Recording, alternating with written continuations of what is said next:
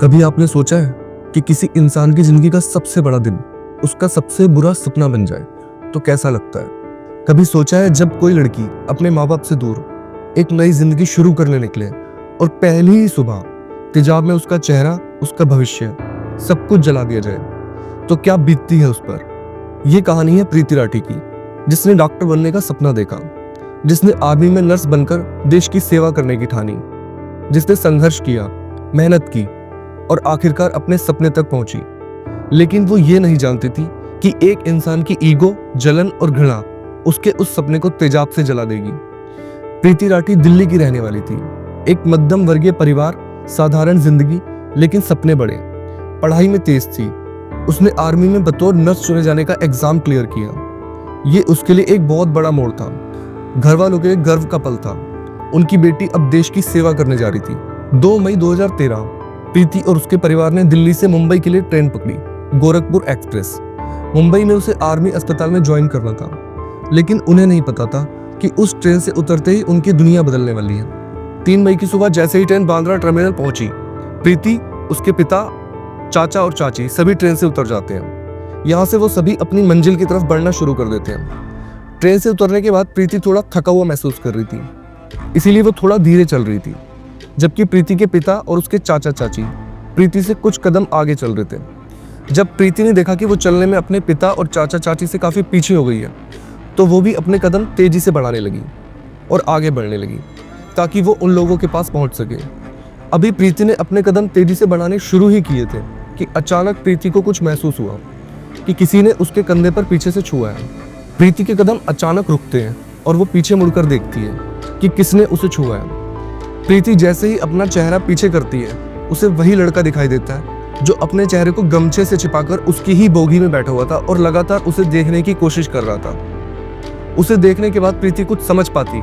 उससे पहले ही वो नकाबपोश लड़का एक डिब्बा निकालता है और अगले ही पल उस डिब्बे में से कुछ प्रीति के चेहरे की तरफ फेंकता है। जैसे ही वो फेंकी गई चीज प्रीति के चेहरे पर पड़ती है, अचानक प्रीति दहाड़े मार मार कर चिल्लाना शुरू कर देती है। प्रीति की आवाज सुनकर उसके पिता और चाचा चाची दौड़कर उसके पास आते हैं और दूसरे पैसेंजर भी प्रीति के आसपास जमा हो जाते हैं। प्रीति की हालत देखकर लोगों को समझ आ जाता है कि दरअसल किसी ने उसके चेहरे पर तेजाब फेंक दिया है। प्रीति के पिता और चाचा चाची जैसे ही प्रीति को संभालने की कोशिश करते हैं, एसिड के कुछ छींटे प्रीति के कपड़ों से उनके हाथों पर भी लगते हैं और उन लोगों के हाथों में भी जलन शुरू हो जाती है। फिर भी वो सभी अपने दर्द को बुलाकर प्रीति को अस्पताल भेजने की तैयारी शुरू कर देते हैं। स्टेशन से सभी घायलों और प्रीति को भावा हॉस्पिटल के लिए भेज दिया जाता है, लेकिन प्रीति की हालत बहुत ज्यादा गंभीर थी, इसीलिए उसे भावा हॉस्पिटल की बजाय पास के ही गुरु नानक हॉस्पिटल में भर्ती करवाया जाता है। उधर वो नकाबपोश लड़का प्रीति पर एसिड फेंकने के बाद भागने लगता है। तभी प्रीति की चीखें सुनकर ठीक प्रीति के नजदीक खड़े समीर शेख नाम का एक युवक तुरंत उस डिब्बे को उठाकर समझने की कोशिश करता है कि अचानक ये हुआ क्या है। तभी डिब्बे से एसिड समीर के हाथों पर भी गिरता है और वो तुरंत डिब्बा नीचे फेंक देता है और वो समझ जाता है इस लड़की पर एसिड अटैक हुआ है और वो तेजी से उस नकाबपोश व्यक्ति के पीछे भागना शुरू कर देता है और साथ ही चिल्लाता है, सलीम, सलमान, उसे पकड़ो। वो भी उस नकाबपोश लड़के का पीछा करने लगते हैं, लेकिन कुछ ही पलों में वो नकाबपोश उन सभी को चकमा देकर भाग जाने में कामयाब होता है। समीर शेख, सलीम और सलमान, ये तीनों नाम याद रखिएगा क्योंकि इस केस में इन तीनों ने आगे महत्वपूर्ण भूमिका निभाई थी। प्रीति को गुरु नानक हॉस्पिटल में एडमिट करवा दिया जाता है, जहां उसका ट्रीटमेंट शुरू हो जाता है, जबकि प्रीति के पिता, चाचा चाची और समीर शेख को भावा हॉस्पिटल ले जाया जाता है। इधर पुलिस मौके पर पहुंचकर स्पॉट का पंचनामा बनाना शुरू कर देती है। समीर के जख्म ज्यादा गहरे नहीं थे, इसीलिए उसे हॉस्पिटल से कुछ देर बाद ही छुट्टी मिल जाती है और उसे पुलिस वापस घटनास्थल पर लेकर आती है और उसके बयान के आधार पर पंचनामा दर्ज करना शुरू कर देती है। इसके अलावा पुलिस वहां से सभी सबूत इकट्ठे करती है क्योंकि प्रीति को भावा हॉस्पिटल ले जाने के लिए कहा गया था, लेकिन उसकी हालत ज्यादा गंभीर थी, इसीलिए जल्दबाजी में गुरु नानक हॉस्पिटल ले जाया गया था। लेकिन समस्या ये थी कि गुरु नानक हॉस्पिटल में बर्न यूनिट नहीं था और वहां कई अन्य सुविधाओं की कमी थी। इसीलिए कुछ देर के बाद प्रीति को गुरु नानक हॉस्पिटल से सीधा मसीना हॉस्पिटल रेफर कर दिया गया। मसीना हॉस्पिटल पहुंचते प्रीति का इलाज शुरू हो जाता है। इधर पुलिस भी प्रीति का बयान दर्ज करने के लिए मसीना हॉस्पिटल पहुंचती है, लेकिन जख्म इतना गहरा हुआ था कि प्रीति की आवाज जा चुकी थी। प्रीति का चेहरा बुरी तरीके से जल चुका था, साथ ही उसके गर्दन पर भी गंभीर घाव हुए थे। इस कारण प्रीति का बयान दर्ज नहीं किया जा सका। प्रीति के शरीर पर जख्म जरूर गहरे थे, मगर प्रीति का हौसला अभी तक टूटा नहीं था। और वो अभी पूरे जज्बे और हिम्मत से लड़ रही थी। अब प्रीति चाहकर भी कुछ बोल नहीं पा रही थी, तो उसने हाथों से लिखने का इशारा किया। इसके बाद प्रीति को पेन और पेपर दिया गया। प्रीति लिखकर डॉक्टर और अपने माता पिता से बात करने लगी। इस एसिड अटैक की खबर मीडिया में फैल चुकी थी और धीरे धीरे ये खबर अखबार और टेलीविजन की सुर्खियां बनने लगी। देखते ही देखते ये मुद्दा देश भर में छा गया। लोग इस एसिड अटैक के खिलाफ सड़कों पर उतरने शुरू हो गए। देश के कई हिस्सों में विरोध प्रदर्शन किया गया और जल्द से जल्द प्रीति के गुनहगारों को गिरफ्तार करने की मांग शुरू हो गई। पुलिस पर भारी दबाव था कि वो तुरंत अपराधी को गिरफ्तार करे, लेकिन समस्या ये थी कि अपराधी का कहीं से भी कोई क्लू नहीं मिल पा रहा था। हालांकि घटना के समय स्टेशन पर मौजूद कुछ लोगों के बयान के अनुसार अपराधी का स्केच पुलिस ने तैयार करवा लिया था और अपराधी की तलाश शुरू हो गई थी, मगर पुलिस के हाथ खाली थे। इसी बीच 4 मई 2013 को पवन कुमार नाम का एक लड़का प्रीति की बहन तन्नू को फोन करता है और प्रीति के बारे में पूछता है कि वो कैसी है। पवन कुमार बीटेक का स्टूडेंट था और प्रीति से उसकी पुरानी जान पहचान थी। इसी बात की जानकारी तन्नू अपने पिता अमर सिंह राठी को देती है। अमर सिंह जांच कर रहे पुलिस अधिकारियों को इस बात की जानकारी देते हैं कि पवन कुमार नाम के एक लड़के ने प्रीति का हालचाल पूछा है, और ये जानकारी हाथ लगने के बाद पुलिस वो स्केच जो गवाहों के बयान के आधार पर बनाया गया था वो प्रीति को दिखाती है और प्रीति से पूछती है क्या तुम इन्हें पहचानती हो। जवाब में प्रीति बोर्ड पर 3 नाम लिखती है, सत्यम, अंकुर और पवन कुमार। प्रीति के अनुसार स्केच में दिख रहा लड़का इन तीनों में से कोई एक था, क्योंकि प्रीति ने पवन कुमार का नाम लिया था और पवन कुमार ने फोन पर प्रीति का हालचाल भी जाना था। इसीलिए पुलिस अनुमान लगाती कि शायद पवन कुमार ने ही प्रीति पर एसिड फेंका होगा और वो जानना चाह रहा होगा कि प्रीति अभी जिंदा है या मर गई। इसीलिए पवन कुमार को शक के दायरे में लेते हुए पुलिस जांच शुरू कर देती है और तुरंत पवन कुमार की तलाश में लग जाती है। कुछ दिनों की खोजबीन के बाद 9 मई 2013 को पवन कुमार को गिरफ्तार कर लेती है। इधर प्रीति की हालत दिन प्रतिदिन बिगड़ती ही जा रही थी। मसीरा हॉस्पिटल में आए हुए उसे कई दिन हो चुके थे और यहाँ प्रीति की कई सर्जरी भी की गई थी, मगर हालत सुधरने की बजाय बिगड़ते ही जा रही थी। प्रीति के इंटरनल ऑर्गन धीरे धीरे काम करना बंद कर रहे थे। मसीना हॉस्पिटल के डॉक्टरों को लगने लगा कि प्रीति की हालत ज्यादा गंभीर हो रही है, तो उन्होंने तुरंत प्रीति को रेफर करते हुए बॉम्बे हॉस्पिटल भेज दिया ताकि बेहतर इलाज मिल सके, क्योंकि इस केस से लोगों का सीधा जुड़ाव हो चुका था और लोग हर पल प्रीति के हालत के बारे में जानना चाहते थे। इसलिए सरकार की ओर से प्रीति को बेहतर से बेहतर इलाज देने की व्यवस्था की जाती है। जैसे ही प्रीति को बॉम्बे हॉस्पिटल ले जाया जाता है, देश के टॉप स्पेशलिस्ट डॉक्टरों की टीम बनाई जाती है और उन्हें प्रीति के इलाज का जिम्मा दिया जाता है। लाख कोशिशों के बावजूद यहाँ भी हालत सुधरने के बजाय बिगड़ते ही चली जाती है और प्रीति वेंटिलेटर सपोर्ट पर चली जाती है। फिर भी डॉक्टर हार नहीं मानते हैं और प्रीति की जान बचाने की हर संभव कोशिश करते रहते हैं। एसिड अटैक को हुए लगभग 2 महीने हो चुके थे और प्रीति अभी भी हालात से लड़ रही थी, लेकिन अंततः 1 जून 2013 को दिल की धड़कन रुकने की वजह से प्रीति इस दुनिया को छोड़कर चली जाती है। प्रीति की मौत की खबर से देश में गम और गुस्से की लहर दौड़ जाती है। हर कोई प्रीति के जाने से सदमे में था। प्रीति की मौत के बाद पोस्टमार्टम किया जाता है और उसके शव को अंतिम संस्कार के लिए दिल्ली ले जाया जाता है, लेकिन प्रीति के घर वाले मामले की सीबीआई जांच की मांग करते हुए अंतिम संस्कार करने से मना कर देते हैं और प्रीति के शव के साथ एक प्रदर्शन रैली निकाली जाती है। अंत में सरकार की ओर से सीबीआई जांच का आश्वासन मिलने के बाद पूरे राज्य के सम्मान के साथ प्रीति का अंतिम संस्कार किया जाता है। और प्रीति की मौत और अंतिम संस्कार के बाद हर किसी की एक मांग थी कि जल्द से जल्द प्रीति के कातिलों को कड़ी से कड़ी सजा दिलवाई जाए। पुलिस ने भी पवन नाम के एक लड़के को गिरफ्तार कर लिया था, लेकिन समस्या यह थी कि पवन कुमार के खिलाफ किसी भी तरह का कोई सबूत नहीं मिल पा रहा था। रेलवे पुलिस भी पवन के खिलाफ अब तक कोई सबूत नहीं ढूंढ पाई थी। इसी बीच प्रीति के पिता अमर सिंह राठी अपने किसी खास जानने वाले से पता लगवाते हैं, तो ये बात सामने आती है 2 मई 2013 यानी घटना वाले दिन पवन कुमार मुंबई में था ही नहीं, बल्कि वो रोहतक में था। बाद में पुलिस भी पवन कुमार के फोन का लोकेशन हिस्ट्री निकालती है, तो पता चलता है कि घटना वाले दिन पवन कुमार वास्तव में रोहतक में था। इधर सीबीआई प्रीति राठी के घर जाती है और कुछ जानकारी जुटाना शुरू कर देती है। सीबीआई के अधिकारी प्रीति के कुछ नजदीक के रिश्तेदारों से भी पूछताछ करते हैं। रिश्तेदारों से पूछताछ के दौरान एक रिश्तेदार पुलिस वालों को बताती है कि पड़ोस में रहने वाला अंकुर पवार नाम का एक लड़का प्रीति से एक तरफा प्यार करता था। उसने प्रीति को प्रपोज भी किया था, लेकिन प्रीति ने साफ मना कर दिया था। इसके अलावा अंकुर पवार प्रीति से ही शादी करने की जिद कर रहा था, लेकिन प्रीति ने इस प्रस्ताव को भी ठुकरा दिया था।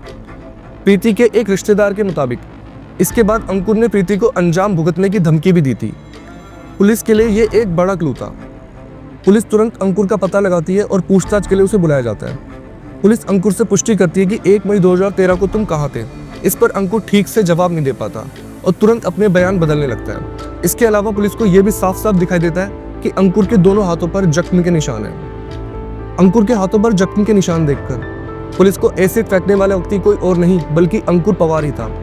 पुलिस तुरंत अंकुर को गिरफ्तार कर लेती है और उसके मेडिकल एग्जामिनेशन के लिए जे हॉस्पिटल भेज देती है। हॉस्पिटल से आने के बाद पुलिस अंकुर से पूछताछ करती है। पूछताछ में अंकुर बताता है कि दरअसल वो प्रीति को पसंद करता था और उससे शादी करना चाहता था, लेकिन प्रीति ने मना कर दिया था। इससे वो काफी चिढ़ा हुआ था। इधर प्रीति ने इंडियन नेवी में भी नौकरी हासिल कर ली थी, जबकि अंकुर बेरोजगार बैठा हुआ था। इस कारण अंकुर के घर वाले उसे ताना देने लगे। इससे भी अंकुर को प्रीति से काफी जलन होने लगी। इसके बाद अंकुर ने तय कर लिया था कि वो प्रीति को सबक सिखाएगा। प्रीति ने नेवी में नौकरी हासिल की है। इस बात की जानकारी आसपास के लोगों को भी लग चुकी थी और लोग ये भी जान चुके थे कि 1 मई को प्रीति मुंबई जाएगी। अंकुर को भी इस बात की जानकारी हो चुकी थी, इसीलिए वो ट्रेन में सवार हुआ था। अंकुर ट्रेन के अंदर ही प्रीति पर एसिड फेंकना चाहता था, लेकिन ट्रेन के अंदर भीड़ काफी ज्यादा थी और ऊपर से अंकुर लगातार ट्रेन में प्रीति को घूर रहा था। इसी कारण उसके माता पिता कुछ ज्यादा ही सतर्क हो गए। इसीलिए ट्रेन के अंदर अंकुर को प्रीति के ऊपर एसिड फेंकने का मौका ही नहीं मिल पाया। वैसे सुबह के 4 बजे अंकुर ट्रेन की टॉयलेट के पास जाकर भी खड़ा हुआ था।